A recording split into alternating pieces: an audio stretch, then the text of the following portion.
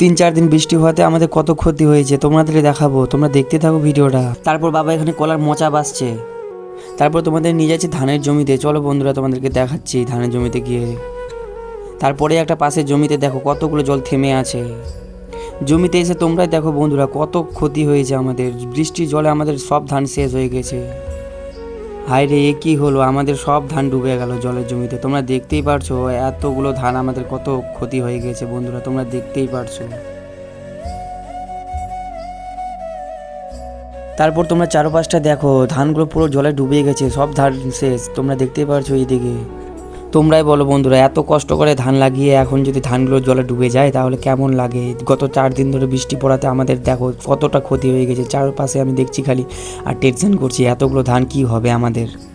ধানের জমিতে গিয়ে ধানগুলো দেখে বন্ধুরা আমাকে এতটা খারাপ লাগছিল না, তোমাদেরকে কি বলবো, আমি শুধু টেনশন করছি। আর এইদিকে মনে হচ্ছে আকাশটা এখনও ক্লিয়ার হয়নি, আরও মনে হয় বৃষ্টি হবে। তোমরাই বলো, এরকম যদি বৃষ্টি হয় আর এরকম যদি ক্ষতি হয় তাহলে কি করে আমাদের হবে। আর এই যে পুকুরটা দেখতে পাচ্ছ পুরো জলে ভর্তি হয়ে গেছে, তোমরা বুঝতে।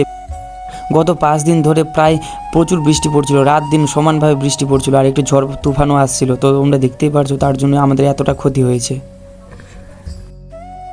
এই ধানগুলো মনে হচ্ছে আর কিছুতেই হবে না। তোমরা দেখতেই পারছো পুরো ধানগুলো কিন্তু নষ্ট হয়ে গেছে বন্ধুরা।